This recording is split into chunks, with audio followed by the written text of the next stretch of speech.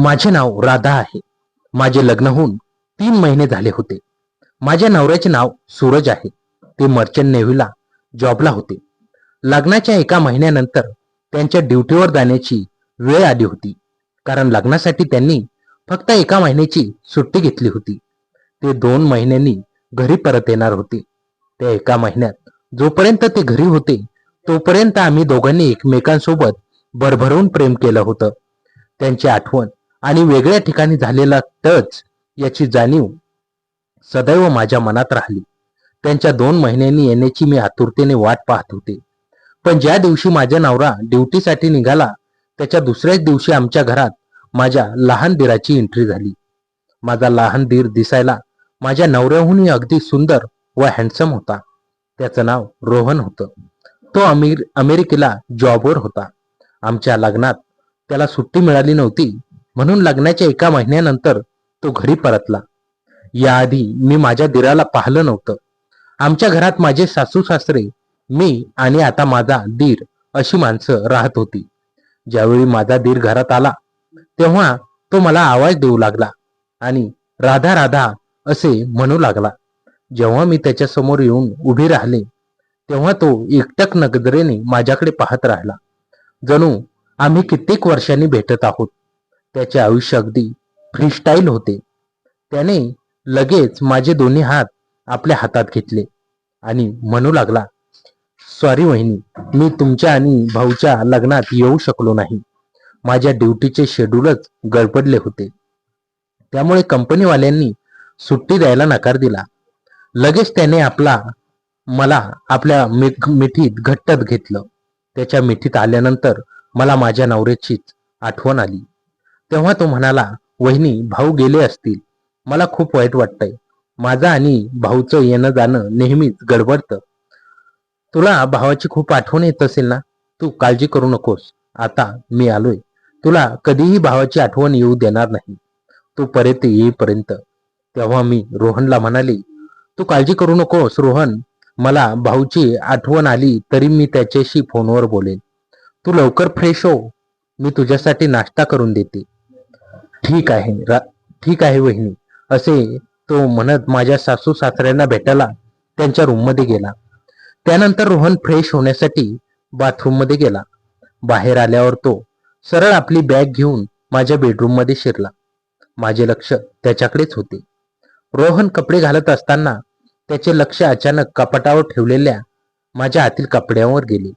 त्याने ते आपल्या हातात घेऊन एकटक पाहू लागला. माझ्या मनात विचार येत होता की रोहनला त्या कपड्यांना हात लावायची गरज का भासली. त्याने लगेच मला आवाज दिला, राधा, ये ना, काही काम आहे? त्याच्या आवाजाने मी लगेच माझ्या बेडरूममध्ये गेले. रोहनच्या हातात ते कपडे पाहून मला आश्चर्य वाटले. मी लगेच त्याच्या हातातून ते कपडे घेतले आणि कपाटात ठेवले. मी असे करत असताना रोहन म्हणाला, वहिनी, हे काय होतं? कोणाचे कपडे होते? तेव्हा मी म्हणाली, हे माझे कपडे आहेत. तुला त्यांना हात लावायची काही गरज नव्हती. त्यावर रोहन म्हणाला, सॉरी, मला वाटले एखादे कपडे साफ करायला ठेवले आहेत म्हणून हात लावला. अचानक माझे लक्ष रोहनच्या पोटावरील 6 पॅककडे गेले. ते अधिकच सुंदर व आकर्षक दिसत होते. त्यामुळे रोहनकडे आकर्षण वाटू लागले. मी त्याच्या 6 पॅककडे पाहताच रूममधून बाहेर पडले आणि म्हणाले, रोहन, ब्रेकफास्टसाठी लवकर ये, मी डायनिंग टेबलवर लावते. तेव्हा रोहन म्हणाला, आत्ताच आलो वहिनी. रोहन स्वभावाने अगदी मनमोकळा होता. त्याच्या मनात काही खोटं नव्हतं, पण तो दिसायला इतका सुंदर होता की त्याच्यावरून नजर हटवायलाच वाटत नव्हतं. काही वेळाने आम्हा सर्वांचा ब्रेकफास्ट झाला. रोहन काही वेळ माझ्या सासू सासऱ्यांसोबत बसून गप्पा मारत होता. माझे सासू सासरे सुशिक्षित होते. सासरे 52 वर्षाचे तर सासू 48 वर्षांची. त्यांच्या गप्पा संपल्यानंतर रोहन डायरेक्ट माझ्याच बेडरूममध्ये लॅपटॉप घेऊन बसला. घरात 4 रूम होत्या, पण तो आल्यापासून बहुतेक वेळ माझ्याच बेडरूममध्ये घालवत होता. आमच्या घरात स्वयंपाकाला एक मदतनीस होती. ती दिवसाचा व रात्रीचा स्वयंपाक पाहायची. फक्त ब्रेकफास्ट मी माझ्या हाताने करायची. म्हणून थोडा वेळ रोहन सोबत गप्पा मारायला मी माझ्या बेडरूम मध्ये गेले. तेव्हा रोहन पलंगावर लोळून लॅपटॉपवर काम करत होता. ज्यावेळी मी रूमवर मध्ये आले त्याच वेळी माझे लक्ष त्याच्या लॅपटॉपकडे गेले. तो लॅपटॉपमध्ये काहीतरी वेगळे व्हिडिओ पाहत होता. ते व्हिडिओ पाहून माझ्या मनात वेगळीच ऊर्जा निर्माण झाली. मला आत पाहिल्यावर रोहनने लगेच लॅपटॉप बंद करून विचारलं, "वहिनी, काही काम होते का तुला माझ्याकडे?" "नाही रोहन, काही काम नव्हते. मी फक्त बोलायला आले होते." तेव्हा रोहन म्हणाला, "बसा ना, उभी का आहेस? माझ्याजवळ बस." जेव्हा मी रोहन समोर बसले तेव्हा तो माझ्या शरीराच्या एका विशिष्ट भागाकडे वारंवार पाहू लागला. माझे लक्ष त्याच्या डोळ्यांकडे होते. त्याचे डोळे किंचित बुरसटलेले होते. त्यामुळे त्याच्या सुंदरतेला चार चांद लागत होते. अचानक रोहनने विचारले, "वहिनी, तुमच्या माहेरच्या घरी कोण कोण राहतं?" तेव्हा मी म्हणाले, "माझ्या माहेरी आई बाबा, माझ्यापेक्षा एक लहान बहीण आणि एक भाऊ जो पुण्याला जॉब करतो. एवढाच छोटासा परिवार आहे." तेव्हा रोहन म्हणाला, "वहिनी, मी अमेरिका पाहिलं, युरोप पाहिलं, लंडन फिरलो, पण तुमच्यासारखी सुंदर स्त्री मी आयुष्यात पाहिली नाही." तेव्हा मी म्हणाले, "रोहन, माझ्यात अशी काय खासियत आहे?" तो म्हणाला, "वहिनी, तुमची मेंटेन फिगर, तुमचे लांब केस, काळे डोळे, गुलाबी गाल, हे सगळं मला तुझ्याकडे आकर्षित करतं." तेव्हा मी म्हणाले, "बस बस, किती स्तुती करशील, नाहीतर काहीतरी होईल." तेव्हा रोहन म्हणाला, "तू दिसतेच अशी की तुझ्याकडे पाहून कोणीही स्तुती करेल." आमच्या गप्पा तासनतास रंगल्या. माझ्या नवऱ्यापेक्षा रोहन खूप मजेशीर होता, म्हणून त्याच्यासोबत बोलायला मला आवडायचे. दुपारचे जेवण झाल्यानंतर मी थोडा वेळ आराम करायला माझ्या बेडरूम मध्ये गेले. रोहन तेव्हा तिथे नव्हता. मी साडी बदलून गाऊन घालू लागले. रूमच्या दाराला फक्त उघडं ओढलं होतं. अचानक रोहनने दार उघडले आणि मला अशा अवस्थेत पाहिले की मी वर्णनही करू शकणार नाही. तो काही वेळ तिथे उभा राहून पाहत राहिला. तेव्हा मला त्याला काय म्हणावे लागले, "रोहन, बाहेर जा, हे बरोबर नाही." त्या क्षणी रोहन माझ्या आवाजावर बाण्यासारखा बाहेर पडला आणि दार लावलं. 2-3 मिनिटांनी मीही रूममधून बाहेर आले. रोहन मला कुठेच दिसत नव्हता. मला वाटले माझ्या बोलण्याने तो रागावला असेल, पण त्याच्याशिवाय मला चैन पडत नव्हती. म्हणून मी बागेत गेले. तिथे रोहन खुर्चीवर बसून मोबाईल काहीतरी करत होता. मी त्याच्या समोर जाऊन विचारलं, "काय झालं, रागावलास का?" तेव्हा रोहन म्हणाला, "नाही वहिनी, पण मी आवाज न देता दार उघडल्याचं मला खूप वाईट वाटतंय." मी म्हणालो, "यात चूक माझीच आहे. दार लावायचं मीच विसरली. तू घरात आहे हेच मला विसर पडला होता. चल, मनाला खूप वाईट वाटू नको." तेव्हा रोहन म्हणाला, "म्हणजे तू मला माफ केलंस? त्यात माफी कशाला? अजाणतेमध्ये झालं ते विसरून जा." आम्ही घरात येऊन टीव्ही पाहू लागलो. दुपारचे 2 वाजले होते. टीव्ही पाहताना हळूहळू रोहनला झोप येऊ लागली. अचानक त्याचा हात माझ्या पोटावर येऊन थांबला. त्याच्या हाताचा स्पर्श झाल्यावर माझ्या अंगात वेगळीच आग निर्माण झाली. त्याला निघून गेले 2-3 दिवस झाले होते, पण रोहन आल्यापासून मला त्याची आठवण येतच नव्हती. मीही रोहनच्या हातावर हात ठेवला. हळूहळू तो माझ्या अगदी जवळ आला. मी ओठांजवळ नेले. त्याने मला घट्ट मिठीत घेतले. आम्ही एकमेकांवर प्रेम केले. तेव्हा मला नवऱ्याची आठवण अजिबात आली नाही, कारण रोहनने मला तो आनंद दिला होता. आता रोहन माझ्याच बेडरूम मध्ये झोपू लागला. आम्ही दिवसा रात्री प्रेम करू लागलो. दुसऱ्या दिवशी सकाळी माझी लहान बहीण प्रिया हिचा फोन आला. ती संध्याकाळपर्यंत 3-4 दिवसांसाठी येणार होती. आई वडिलांना वाटले की मला एकटेपणा वाटू नये म्हणून त्यांनी प्रियाला पाठवले होते. संध्याकाळी प्रिया आली. आम्ही दोघी एकमेकींना मिठी मारली. रोहनही रूममधून बाहेर आला. प्रिया माझ्यापेक्षा सुंदर होती. रोहनने तिला पाहिलं आणि एकटक तिच्याकडे पाहू लागला. तो म्हणाला, "वहिनी, तुमची बहीण तर तुमच्यापेक्षाही सुंदर आहे." त्याने प्रियाशी ओळख करून घेतली. प्रिया म्हणाली, "दीदी, तुझ्या नवऱ्याला सुद्धा लहान भाऊ आहे हे मला माहित नव्हते." मी म्हणाले, "हो, लग्नाला याला सुट्टी नव्हती म्हणून आता आला आहे." प्रिया फ्रेश होऊन आल्यावर आम्ही तिघेजण माझ्याच बेडरूममध्ये टीव्ही पाहू लागलो. रोहन प्रियाकडे वरून खालून पाहू लागला. रात्रीचं जेवण झाल्यावर रोहनला झोपायला दुसऱ्या रूममध्ये पाठवले. तो म्हणाला, मला एकट्याला झोप येत नाही. मी त्याला समजावले, प्रिया माझ्यासोबत झोपते. तुला रात्री गरज भासली तर मी तुझ्याकडे येईन. रात्री 12:30 वाजता प्रिया गाढ झोपली होती. मी रोहनच्या रूममध्ये गेले. आम्ही पुन्हा एकमेकांवर प्रेम केलं. थोड्याच वेळात प्रिया जागी झाली. ती मला शोधत रोहनच्या रूमजवळ आली. तिने दार हलके उघडून आम्हाला पाहिले. ती भांबावली, पण तिच्याही मनात वेगळीच ऊर्जा निर्माण झाली. ती परत जाऊन झोपली. सकाळी मी प्रियाला विचारले, कधी जागी झालीस? ती म्हणाली, दीदी तू रात्री कुठे होतीस? मी खोटं बोलले. मी बाथरूम मध्ये होते. थोड्या वेळाने प्रिया बाथरूमकडे जाऊ लागली. तिला माहित नव्हते की रोहन आत आहे. तिने दार उघडले आणि रोहनला पाहिले. ती त्याच्या सिक्स पॅककडे एकटक पाहू लागली. नंतर ती परत आली. रोहनने प्रियासमोर प्रेमाचा प्रस्ताव ठेवला. प्रियालाही तो आवडला. तिने होकार दिला, पण एका अटीवर, तू माझ्या दीदीशी फक्त भाभी म्हणून वागशील आणि काही नातं ठेवणार नाही. रोहनने होकार दिला. दुपारी मी किचनमध्ये असताना रोहन आणि प्रिया माझ्या बेडरूममध्ये प्रेम करू लागले हे मी पाहिलं, पण मला काही बोलता आलं नाही. रात्री मी रोहनकडे जाऊनही माझ्या प्रेमाची पूर्तता करून घ्यायची. अशा प्रकारे रोहनने मला आणि माझ्या बहिणीलाही भरभरून प्रेम दिले. कालांतराने रोहन आणि प्रियाच्या लग्नाचे नियोजन झाले. तेवढ्यात माझा नवरा सूरज सुट्टीवर आला. मी माझ्या नवऱ्याच्या प्रेमात रमले आणि रोहन प्रियाच्या प्रेमात गुंग झाला. सूरज ज्या दिवशी घरी आला त्या दिवशी घरात सर्वत्र आनंदाचे वातावरण होते. सासू सासऱ्यांनीही त्यांचे स्वागत केले. मी त्याला पाहून भरून आलं माझं हृदय.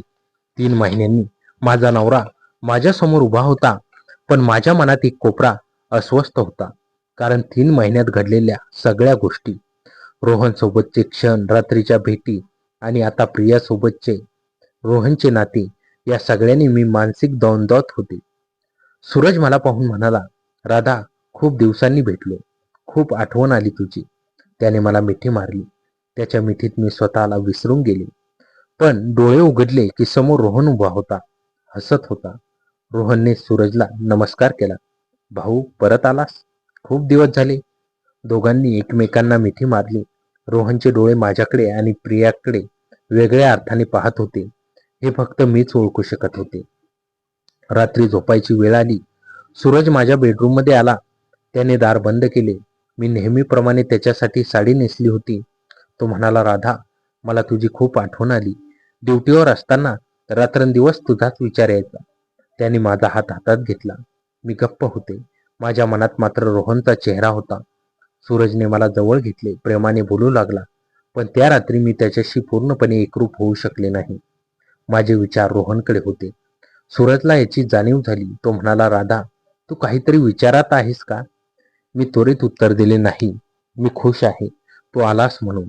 पण सूरजला काहीतरी बरोबर वाटलं नाही. दुसऱ्या दिवशी सकाळी सूरज लवकर उठला. मी स्वयंपाकघरात होते. प्रिया अजून झोपली होती. रोहन माझ्याकडे आला आणि कानात म्हणाला, राधा काल रात्री कशी होती? भाऊ सोबत एन्जॉय केलंस ना? त्याच्या बोलण्यातील व्यंग मला कळले. मी रागाने म्हणाले, रोहन हे बरोबर नाही. तू प्रियाशी प्रेम करतोस, तिच्याशी लग्न करणार आहे, मग माझ्याशी असे का बोलतोस? रोहन हसला. राधा तू माझी भाभी आहेस, पण तुझ्याशिवाय मला झोप येत नाही, हे तुला माहीत आहे. प्रिया वेगळी आहे, तू वेगळी आहेस. हे बोलून तो निघून गेला. दुपारी प्रिया माझ्याकडे आली. तिने डोळे लाल केले होते. ती म्हणाली, दीदी रोहन माझ्याशी कमी बोलतोय.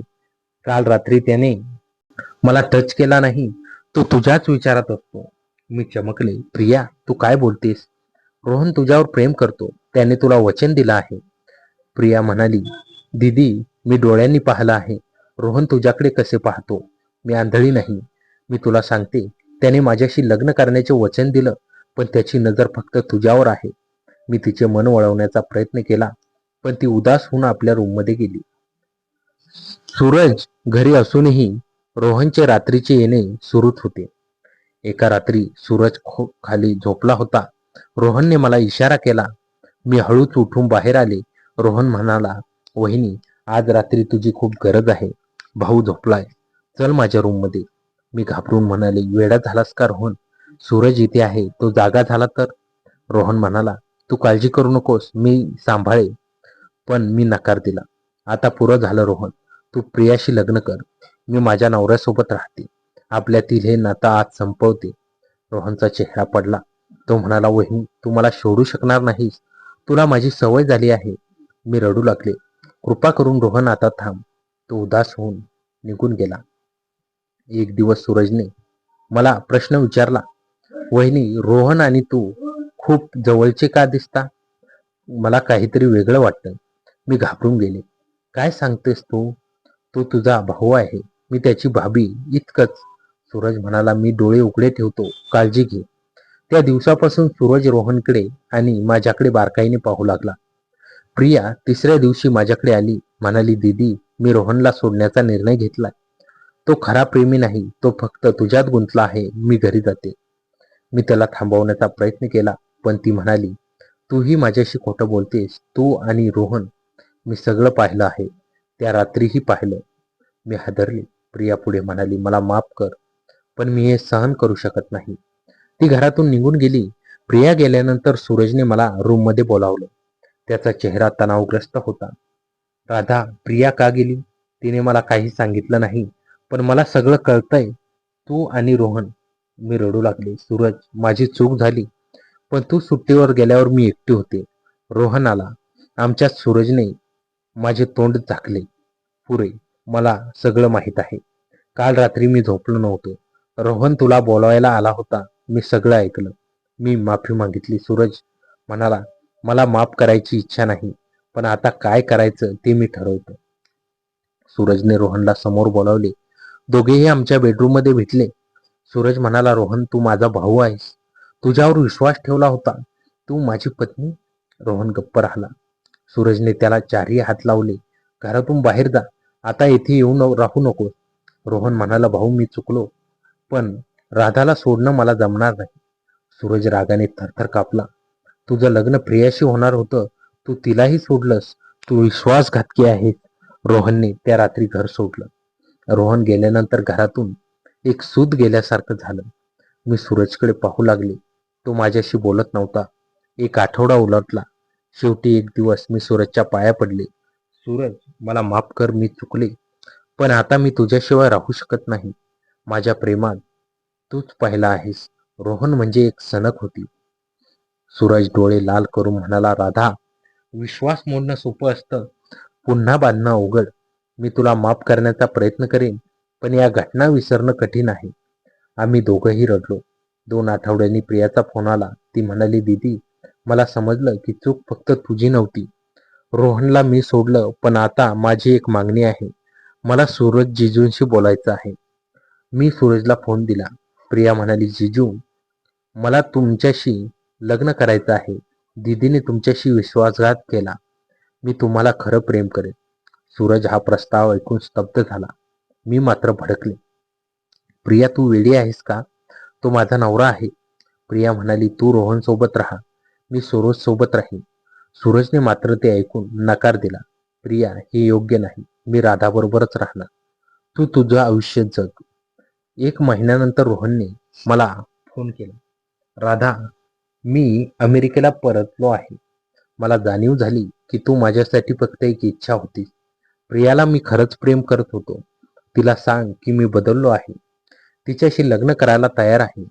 मी हे ऐकून प्रियाला सांगितले. प्रिया रडली. दीदी, खरंच? होय. प्रिया तयार झाली. सूरजलाही हे पटले. सूरज, राधा, रोहन आणि प्रिया चौघांनी एकत्र बसून सगळ्या गोष्टींवर चर्चा केली. रोहनने माफी मागितली. प्रियानेही रोहनला माफ केलं. सूरजने राधाला दुसरी संधी दिली. ठरले की रोहन आणि प्रियाचं लग्न होईल.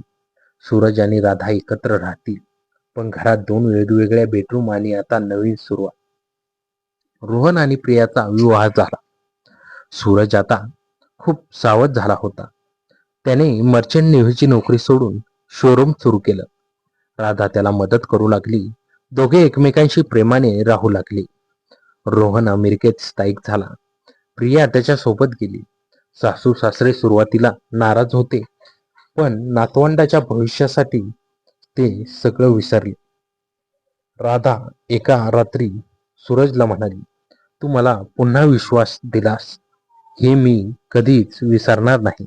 सूरज म्हणाला, प्रेम म्हणजे चुका माफ करणं, पुन्हा सुरुवात करणं, हेच आयुष्य आहे. राधा. रोहन आणि प्रियाचा विवाह थाटामाटात पार पडला. सूरजने स्वतः सर्व व्यवस्था केली. राधा मनातून खुश होती, कारण तिची बहीण तिच्याच घरात राहणार होती. विवाहानंतर रोहनने अमेरिकेहून वर्क फ्रॉम होमची परवानगी घेतली. तो पुढील 6 महिने भारतात राहणार होता. प्रिया आता या घराची दुसरी सून होती. सुरुवातीचे काही दिवस अतिशय जपून वागत होते. सासू सासऱ्यांनाही आता दोन्ही मुले आणि सुना एकत्र राहताना बघून खूप बरं वाटत होतं. पण राधा आणि रोहन यांच्यातील जुन्या गोष्टींचा वास कुठेतरी मनात शिल्लक होता. दोघांनीही ते झाकून ठेवलं होतं. एके दिवशी संध्याकाळी सूरज ड्युटीहून परतला. त्याच्या डोक्यात डोकेदुखी होती. राधाने त्याला औषध आणून दिले. रोहन लिव्हिंग रूममध्ये लॅपटॉपवर काम करत होता. प्रिया राधाला स्वयंपाकात मदत करत होती. अचानक सूरजने रोहनला हाक मारली, रोहन ये ना, गप्पा मारूया. रोहन लॅपटॉप बंद करून आला. दोघे बाल्कनीत बसले. सूरज म्हणाला, रोहन आता सगळं मागे पडलंय, पण एक वचन दे, प्रियाला कधीही दुखवू नकोस. रोहनने डोळ्यात पाणी आणून सांगितले, भाऊ मी चुकलो. आता मी प्रियाला पृथ्वीवरचं सर्वात मोठं सुख देईन. सूरजने त्याच्या पाठीवर हात ठेवला. त्या क्षणी दोघांतून जुनी शीतळता विरली. 3 आठवड्यांनी एक लहानसं भांडण झालं. राधाने सकाळी लवकर उठून प्रियाला नाश्ता करायला बोलावलं, पण प्रिया झोपलीच होती. राधाने तिला हळूच हलवलं तेव्हा प्रिया चिडून म्हणाली, दीदी मला झोपू दे ना, तुझ्यासारखी सकाळी सकाळी सगळे काम करायची सवय नाही मला. राधा म्हणाली, प्रिया आता तू या घरची सून आहेस, थोडी तरी जबाबदारीने वाग. प्रिया म्हणाली, तू मला शिकवणारी कोण? जी स्वतः नवऱ्याशी विश्वासघात करते ती दुसऱ्याला बोध सांगते. हे ऐकताच राधाचा चेहरा पांढरा फटक पडला. ती रडू लागली.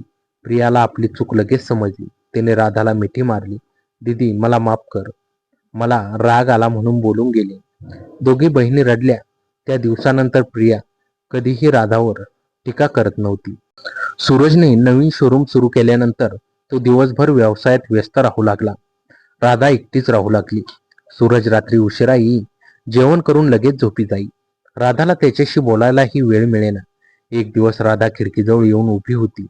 रोहन तिथून जाताना थबकला. तो म्हणाला, राधा तू उदास दिसतेस, काय झालं? राधा म्हणाली, काही नाही, सूरज माझ्याकडे पाहत नाही, व्यवसायातच हारून गेलाय. रोहनने तिला धीर दिला. त्याला वेळ दे, नवीन व्यवसाय आहे, हळूहळू सगळं सेटल होईल. तेवढ्यात प्रिया तिथे आली. तिने रोहनकडे पाहिलं. तिला जरा वाईट वाटलं, पण तिने काही बोललं नाही.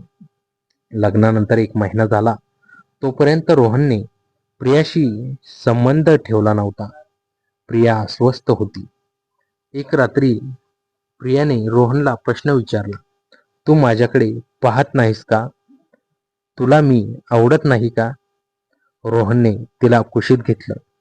प्रिया तू माझं सर्वस्व आहेस, पण मला काही जुन्या गोष्टी पचवायच्या आहेत. मी तुझ्यावर प्रेम करतो, फक्त थोडा वेळ दे. प्रिया म्हणाली, तू राधा दीदीचा विचार करतोस ना? रोहन गप्प बसला. प्रिया पुढे म्हणाली, मी तुझ्याशीच राहणार आहे, पण माझी अब्रू राख. तुला वेळ हवा असेल तर देईन. त्या रात्री रोहनने प्रियाशी प्रेमाने वागण्याचा प्रयत्न केला. हळूहळू ते दोघे एकमेकांच्या प्रेमात रंगू लागले.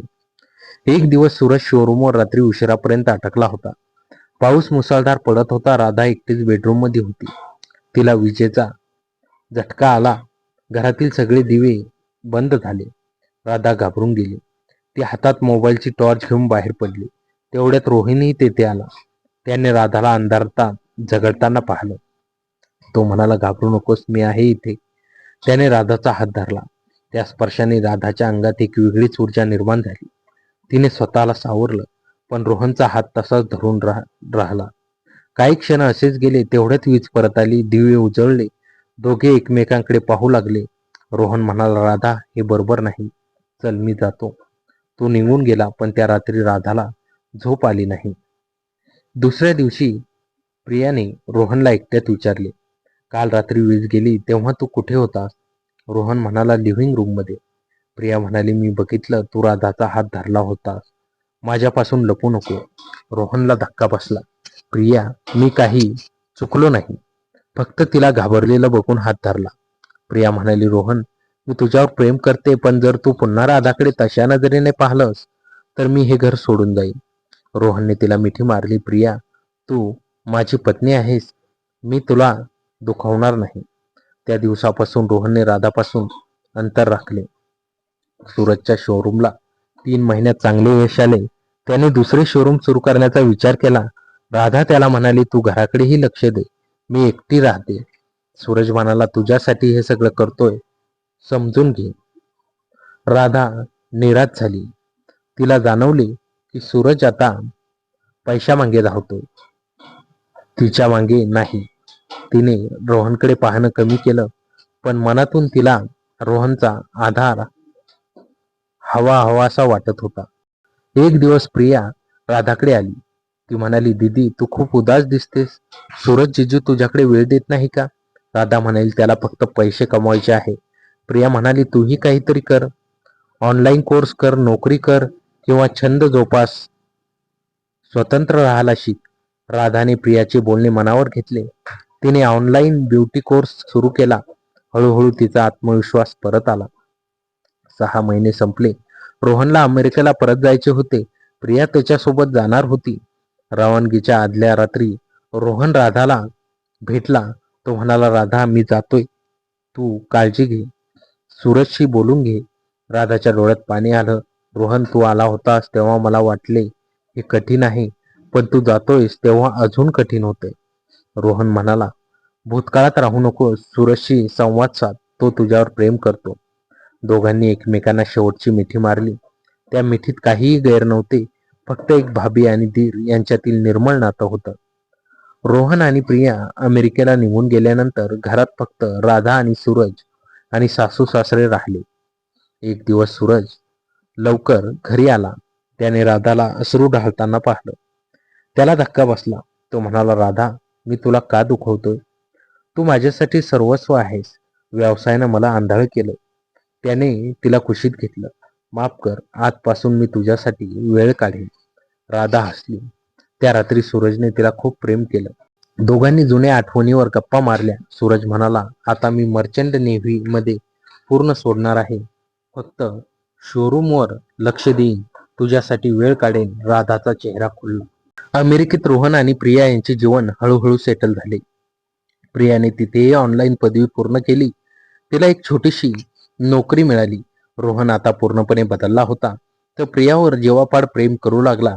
एक दिवस रोहनने प्रियाला सांगितले, प्रिया, मला राधाकडून एक गोष्ट शिकायला मिळाली. चुका होतात, पण त्यातून उठून पुन्हा उभं राहता येतं. प्रिया म्हणाली, तू बदललास हेच माझ्यासाठी मोठं सुख आहे. एका वर्षानंतर सूरजने राधाला एक सरप्राईज दिलं. त्याने एका छोट्याशा मंदिरात फक्त दोघांसाठी प्रतिज्ञा सोहळा आयोजित केला. त्यात फक्त सासू सासरे आणि रोहन प्रिया व्हिडिओ कॉलद्वारे होते. सूरज म्हणाला, राधा, मी तुला पुन्हा वचन देतो, आयुष्यभर तुझी साथ सोडणार नाही, प्रेमात कधीच कमी पडणार नाही. राधा भरून आली. तिने त्याच्या गळ्यात बाहू घातली. राधाला 6 महिन्यांनी गरोदरपणाचे लक्षण दिसू लागले. सूरज आनंदाने वेडा झाला. त्याने रोहनला फोन केला, रोहन, मी बाबा होणार आहे. रोहनही खुश झाला. प्रिया म्हणाली, दीदी, मला भाचा हवाय. 9 महिन्यांनी राधाने एका सुंदर मुलाला जन्म दिला. त्याचे नाव ठेवलं आदित्य, ज्याचा अर्थ सूर्याचा पुत्र. सूरज म्हणाला, हा आमच्या नव्या सुरुवातीचा प्रतीक आहे. पुढच्या दिवाळीला रोहन आणि प्रिया भारतात आले. सर्वजण एकत्र होते. घरात हास्याचे वातावरण होते. आदित्य रोहनच्या मांडीवर खेळत होता. प्रिया आता गरोदर होती. राधा तिची काळजी घेत होती. सूरजने रोहनला म्हटलं, आता सगळं विसरून जाऊया, फक्त कुटुंब म्हणून एकत्र राहूया. रोहनने होकार दिला. सासू सासऱ्यांनीही दोन्ही सुनांना आशीर्वाद दिले. त्या दिवाळीचा फराळ, फटाके आणि एकत्र जेवण, सगळं काही अप्रतिम होतं. 5 वर्ष लोटली. ही 5 वर्ष प्रत्येकासाठी वेगळी होती. सूरजने शोरूम आता शहरातील 3 ठिकाणी पोहोचले होते. त्याने मर्चंट नेव्ही पूर्णपणे सोडून दिली होती. राधा आता एक यशस्वी ब्युटिशियन होती. तिने स्वतःचे लहानसे सलून सुरू केले होते. आदित्य आता 5 वर्षाचा झाला होता. तो अतिशय हुशार व चपळ होता. त्याचे डोळे सूरज सारखे आणि हास्य राधासारखं होतं. अमेरिकेत रोहन आणि प्रिया यांचे जीवन स्थिरावले होते. त्यांना एक मुलगी झाली. नाव ठेवले अंजली. राधाच्या नावावरूनच रोहनने हे नाव सुचवलं होतं आणि प्रियाने हर्षाने ते मान्य केलं. त्या मुलीचे वय आता 3 वर्ष होतं. रोहनची नोकरी खूप उंचावर गेली होती. तो आता एका मोठ्या कंपनीचा वरिष्ठ अधिकारी होता. प्रिया घर सांभाळत होती, पण तिने ऑनलाईन फॅशन डिझायनिंगचा व्यवसाय सुरू केला होता. सासू सासरे आता वृद्ध झाले होते. त्यांना नातवंडामध्ये दिवस काढता येईल. त्यांनी भूतकाळातील सर्व कटुता मनातून काढून टाकली होती. सासू आता राधाला मुलीप्रमाणे मानू लागली होती. सासरेही राधाच्या व्यवसायाचे कौतुक करत. दर रविवारी रात्री सर्वजण व्हिडिओ कॉलवर एकत्र येत. आदित्य त्याच्या मामाच्या मुलीशी गप्पा मारायचा. अंजली अजून तोंडात तोंड बोलायची, पण त्या छोट्याशा व्हिडिओ कॉलमध्ये एक मोठं कुटुंब वसायचं. एका अशाच रविवारी संध्याकाळी राधा आणि सूरज बाल्कनीत बसून कॉलसाठी तयार होते. राधा म्हणाली, सूरज, मला प्रियाला विचारायचं आहे, ती कशी आहे? सूरज हसला, तू तिला दररोज संदेश पाठवतेस तरीही प्रश्न? राधा म्हणाली, बहीण आहे माझी, काळजी वाटते. कॉल लागला. समोर रोहन, प्रिया आणि अंजली होती. अंजलीने हात हलवला. राधा मावशी, मी तुझ्यासारखी साडी नेसीन का? सगळे हसले. प्रिया म्हणाली, दीदी, तुझी क्रेज हिला लागलीये. गप्पा रंगल्या. सूरज आणि रोहन यांनी व्यवसायावर चर्चा केली. आदित्यने अंजलीला गाणे म्हणून दाखवले. तो क्षण अप्रतिम होता. त्या रात्री झोपताना सूरज म्हणाला, राधा, मला एक सांगायचं आहे. राधा म्हणाली, सांग ना सूरज. या 5 वर्षात मी तुला कधी विचारले नाही, तू खरोखर मला माफ केलंस का? रोहनच्या त्या गोष्टी मनातून काढून टाकल्यात का? राधाचे डोळे पाणावले. सूरज, तू मला विचारतोस, मी चुकले होते. तू मला पुन्हा संधी दिलीस. आज मी जे काही आहे ते तुझ्यामुळे आहे. रोहन माझ्या आयुष्यातील एक सनक होता, एक काळोख होता, पण तू माझा प्रकाश आहेस. सूरजने तिला घट्ट मिठी मारली. बस, आता पुन्हा कधी या विषयावर बोलायचं नाही. त्या रात्री दोघेही शांत झोपले. त्यांच्या स्वप्नात फक्त आदित्य, अंजली, एक उज्ज्वल भविष्य होते. रोहनला अमेरिकेत सर्व काही मिळाले होते, पैसा, प्रतिष्ठा, घर, कार, पण त्याच्या मनात एक पोरखेळ होता. तो हिंदुस्थानातला आपल्या आई वडिलांजवळ, भारताजवळ परत येऊ इच्छित होता. एके रात्री त्याने प्रियाशी याबद्दल बोलले. प्रिया, मला इकडे राहावंसं वाटत नाही, भारतात जाऊया. भाऊच्या शोरूम मध्ये भागीदारी करू किंवा स्वतःचा व्यवसाय सुरू करू. प्रिया थोडी विचारात पडली. रोहन, इथे आपण सेटल झालो आहोत, पुन्हा तिथे जाऊन सुरुवात करायला अवघड होईल. रोहन म्हणाला, प्रिया, मला माझ्या चुकांची शिक्षा म्हणून अमेरिकेत राहायचं नाही. मी माफी मागितली. आता नव्याने सुरुवात करायची आहे. प्रिया म्हणाली, तुझी इच्छा असेल तर चल, पण एक अट, राधा दिदी आणि तुझ्यातील अंतर कायम राहील. रोहनने होकार दिला. ती आता फक्त माझी भाभी आहे, इतकंच. त्यांनी भारतात परत येण्याचा निर्णय घेतला. रोहनने कंपनीला राजीनामा दिला. काही महिन्यांनी नोटीस पिरियड होता. त्यानंतर ते कायमचे भारतात येणार होते. सूरजला जेव्हा रोहनच्या येण्याची बातमी कळली तेव्हा तो संमिश्र भावनांमध्ये होता. एकीकडे भाऊ परत येईल याचा आनंद, तर दुसरीकडे जुन्या आठवणांची अस्वस्थता.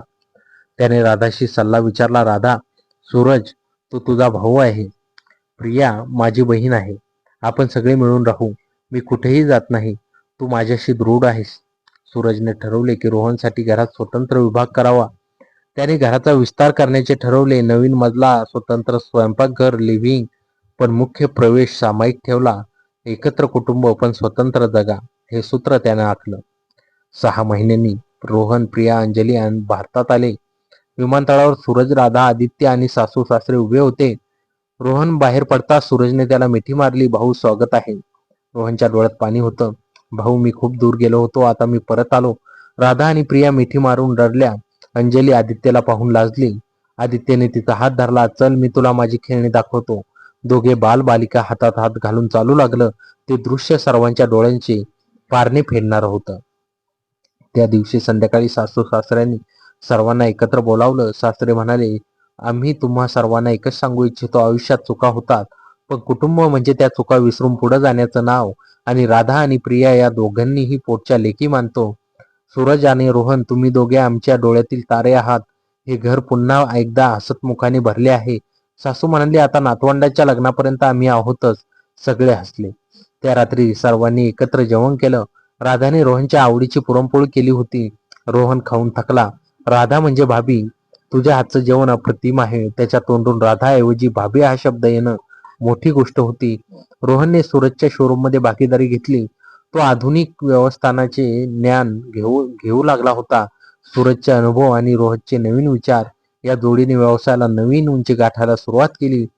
प्रियाने राधाच्या सलूनमध्ये फॅशन डिझायनिंगचा विभाग सुरू केला. दोन्ही बहिणी एकत्र काम करू लागल्या. घरातील स्त्रिया आर्थिकदृष्ट्या स्वावलंबी झाल्या. सासू सासऱ्यांनाही त्याचा अभिमान होता. आदित्य पहिल्या इयत्तेत गेला. राधा आणि सूरज दोघे त्याच्या पहिल्या दिवशी शाळेत गेले. आदित्यने आजूबाजूला पाहिले आणि रोहनकडे पाहून म्हणाला, मामा तूही ये ना. रोहनच्या डोळ्यात पाणी आलं. तो म्हणाला, हो बेटा मी येतो. त्या दिवशी रोहन, सूरज, राधा तिघेही आदित्यला सोडायला गेले. एका वेळी रोहन आणि राधा यांची नजरानजर झाली. दोघेही हसले. त्या हसण्यात काही गैर नव्हते. ते हसणे म्हणजे सगळे भूतकाळ मागे सोडले याचं प्रतीक होतं. एके दिवशी संध्याकाळी राधा आणि रोहन बागेत बसले होते. प्रिया सलून मध्ये होती, सूरज शोरूमवर. रोहन म्हणाला, राधा मला कधी वाटले नव्हते की आपण असे बसून बोलू शकू. राधा म्हणाली, रोहन जे झालं ते अन्याय होता. मी तुझ्यापेक्षा माझ्यावरच रागावते, पण आता मला शांती मिळाली आहे. सूरज माझ्यासाठी सर्वस्व आहे, तू प्रियासाठी. आता या विषयावर एक शब्दही नाही. रोहन म्हणाला, दिलासा दिलास तू मला, धन्यवाद. त्या दिवशी संध्याकाळी आकाशात सूर्यास्त अप्रतिम रंगात रंगला होता. दोघांनी तो शांतपणे पाहिला. एका रात्री उशिरा सूरज आणि रोहन दारू पीत बसले होते, मर्यादित प्रमाणात. सूरज म्हणाला, रोहन एक सांगू, तू राधाकडे कधी कुत्सित दृष्टीने पाहिलेस तर मी तुला सोडणार नाही. रोहन थोडासा गंभीर झाला. भाऊ तू काय बोलतोस? मी आता पूर्णपणे बदललो आहे. प्रिया माझं जीवन आहे, अंजली माझी परी आहे. सूरज हसला, बस फक्त खात्री करून घ्यायची होती. चल गाढवा, हातात हात घे. दोघांनी हस्तोलंदन केले. त्या रात्री सूरजला खात्री पटली की रोहन आता पूर्णपणे वेगळ्या माणसात रूपांतरित झाला आहे. प्रिया गरोदर राहिली. पुन्हा एकदा 9 महिन्यांनी तिने एका सुंदर मुलाला जन्म दिला. नाव ठेवलं विक्रम. सूरजच्या वडिलांच्या नावावरून सूरज भरून आला. रोहन तू माझ्या वडिलांचं नाव ठेवलंस यासाठी मी तुझा कायम ऋणी राहीन. रोहन म्हणाला, भाऊ आपण एकाच कुळाचे, तुझे वडील माझेही वडील, त्यांचे नाव माझ्या मुलाला मिळावे हीच माझी इच्छा होती. त्याच घरात आता 2 नातवंडे होते, आदित्य आणि विक्रम. अंजली आता मोठी झाली होती. ती सगळ्यांची लाडकी होती. एका वर्षानंतर सर्वांनी मिळून केदारनाथ यात्रेचे नियोजन केलं. सूरज, राधा, आदित्य, रोहन, प्रिया, अंजली, विक्रम, सासू सासरे सर्वजण. ती सहल अप्रतिम होती. बर्फात खेळणारी मुलं, प्रार्थना करताना राधा, प्रिया पायथ्याशी असे उभे राहून सूरज, रोहन यांनी कबूल केले की जीवनात शांतीपेक्षा मोठे सुख नाही. त्या प्रवासात त्या रात्री सूरज आणि रोहन एकाच तंबूत बसले. रोहन म्हणाला, भाऊ मी खूप तुला दुखवलं, माफ कर. सूरज म्हणाला, माफ केलं रे, आता हे शब्द काढू नकोस तोंडातून. दोघेही हसले. वृद्धत्वामुळे सासू सासरे आता अंथरुणाला खिळले होते. एका दिवशी सासूने राधा आणि प्रिया यांना बोलावले. ती म्हणाली, माझी एकच इच्छा आहे, तुम्ही दोघेही माझ्या लेकी आहात, कधी एकमेकींच्या मनात कटुता येऊ देऊ नका. राधा म्हणाली, आई माझी बहिणी आहेत, कधीच दुरावणार नाही. सासऱ्यांनी सूरज आणि रोहन यांना बोलावून सांगितले, तुम्ही दोघं भाऊ आहात, या घराचा वारसा सांभाळा, कधी वेगळे होऊ नका. दोघांनी शपथ घेतली. काही महिन्यांनी सासू सासऱ्यांनी जगाचा निरोप घेतला. त्यांच्या स्मृतीप्रित्यर्थ घरात एक छोटासा वृक्ष लावण्यात आला. राधाच्या मनात एक स्वप्न होतं, तिला पुन्हा एकदा सूरज सोबत विवाहाची सर्व विधी करायची होती.